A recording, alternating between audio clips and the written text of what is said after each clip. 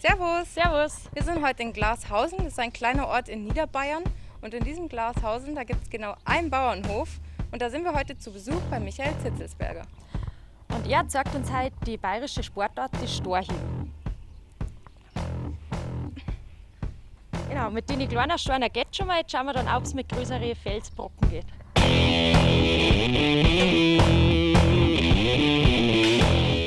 Wie kommt man eigentlich auf die Idee mit dem Storheben? Storheben, ja, das liegt bei uns ein bisschen in der Familie. Mein Papa hat schon Stor gehabt, mein Bruder. Naja, was ist da naheliegend? Dass der zweite Bruder oder der zweite Sohn dann das auch macht. So bin ich zum Storheben gekommen. Und natürlich auch Fingerhageln, so altbayerische Sachen haben wir überhaupt so gemacht. Fingerhageln, Faustschalm, Armdrucker.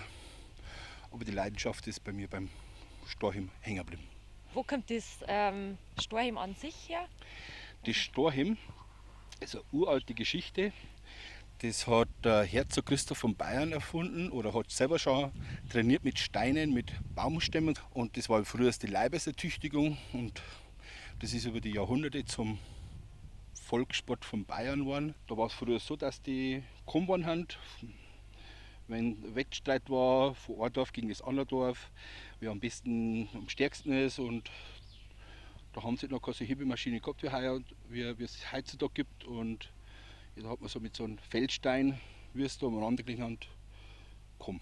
Der Storheber Hans hat das 1880 zum jetzigen Wettkampf Steinheben gemacht, hat die erste Steinhebermaschine erfunden, die es bis dahin nicht gegeben hat. Solche Maschinen, kann man die kaufen oder wie bekommt man sowas? Die Hand eigentlich selbst gemacht, die macht sich jeder selber. Oder hat einen Bekannten, einen Schmied, einen Metallbauer, der dann eine macht. Wie oft trainierst du denn?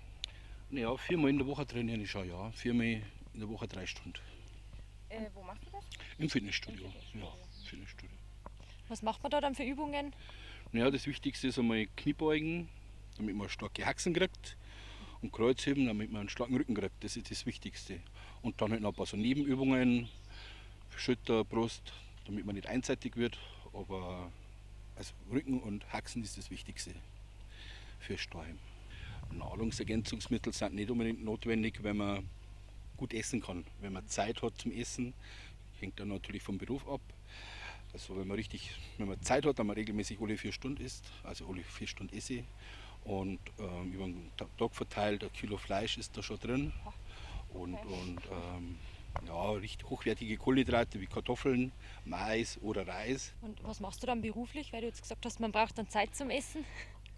Ich bin ein Besamungstechniker für Rinder. Und da mache ich in der Früh, stehe ich auf um 6 Uhr und koche mir Essen für den ganzen Tag, weil dann bin ich voll im Außendienst und damit ich alle 4 Stunden meine Mahlzeit kriege. Bevor wir jetzt loslegen, mal die Frage, gibt es denn irgendwas, was technikmäßig noch so zu beachten gilt? Ja, sicher. Da gibt es noch einiges. Zwar ist das schon mal das erste der Stand. Der Griff, der soll in Knöchelhöhe sein. Also nicht zu vorn und nicht zu weit hinten, weil man sonst den Stein verzwickt beim Hochheben. Und das bremst dann und dann kann man sich nicht strecken herum. Also, und das ist mir schon mal das Wichtigste. Und dann, wenn man über die Knie drüber ist, dann muss man da auflegen. Dann Den kann man, Griff auflegen. genau, den Griff auf die Oberschenkel in Kniehöhe auflegen und dann macht man den Rücken gerade und dann schubst man das Gerät hoch. Also wichtig ist, dass der Arsch unten ist und der Kopf hoch. Und dann versucht den Rücken gerade zu halten.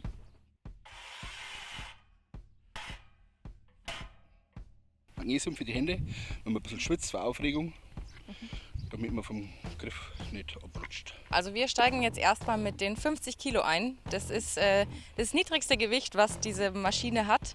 Und schauen wir mal, ob es das schafft. Hintern oben, Rücken gerade, Kopf nach oben. Und dann Arme gestreckt, Arme bitte gestreckt, genau. Und dann hoch damit. Jetzt sehe ich das hochziehen. Und hoch, das geht schon. Locker geht das. Super, super geht das. Jetzt gehen wir ein bisschen tiefer, jetzt ist ein bisschen anstrengend. Ja. Jetzt haben wir es ein wenig gesteigert. Je tiefer der Griff ist, umso schwerer ist das auch dann. Aber um gesagt also muss der auch Techniker sein.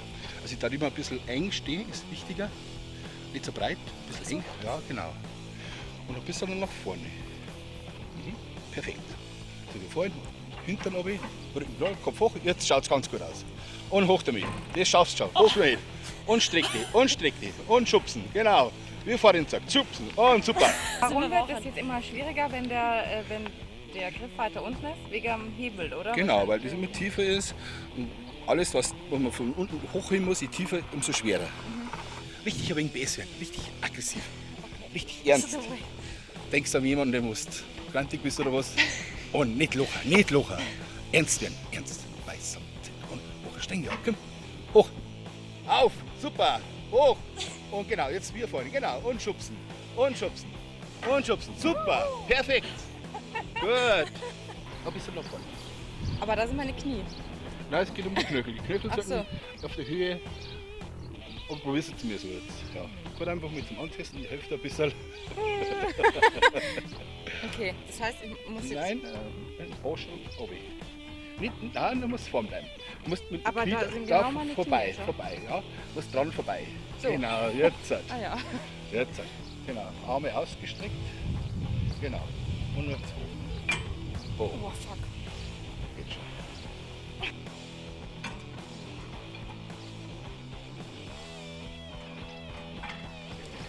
Aggressiver. Genau. Rot, Kopf hoch und hoch. Streng auf. Circa. Super. Perfekt. Ja, ganz gut. Und richtig ernst jetzt. Okay? Passt. Perfekt. Super. Und hoch damit. Streng auf. Hoch. Auf. Super. Ausstiege. Kim. Schubst ein bisschen. Geht schon noch. Jetzt ist es aus. Hoch. Ernst. Geht aus.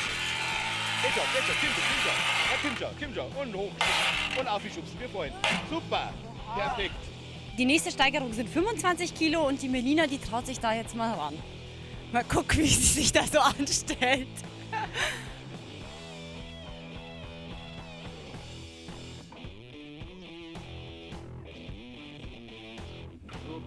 Ich würde meinen, es sind keine 25 Kilo Unterschied.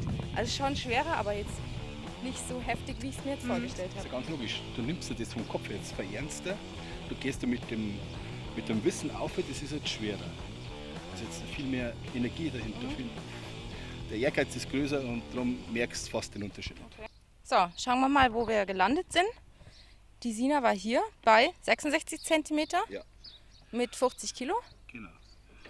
Und du warst bei 76? 76 war ich, auch bei 50 Kilo. Und die Natalia hatte 80 cm bei 50 Kilo. Genau.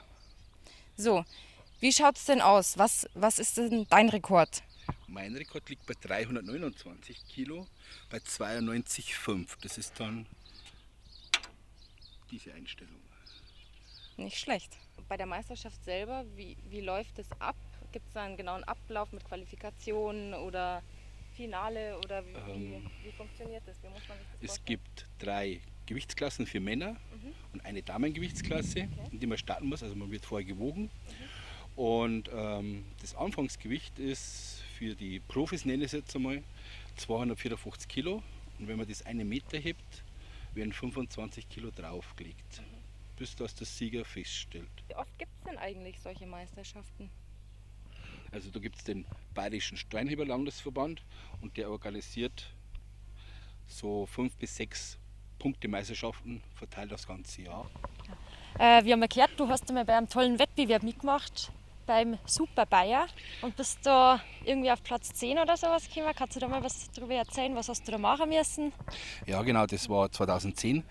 Da hat die Firma Wasner in Bayerbach, in Rottal drüben, den Super Bayer gesucht. Und da habe ich mich qualifiziert. Also man muss sich vorstellen müssen, beim ersten Casting habe ich Weiberlupfer gemacht mit 550 Kilo und Steinheben auf Wiederholung.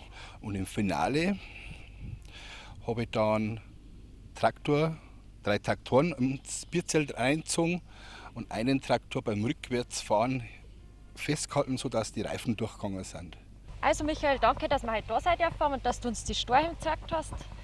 Wir schauen jetzt, dass wir heimkommen, dass du wieder zu deiner nächsten Mahlzeit kommst. Ja, mein Essen wartet schon auf mich, genau. Freue mich schon drauf. Fleisch natürlich. Fleisch und Kartoffeln gibt es. Und ein bisschen Salat dazu.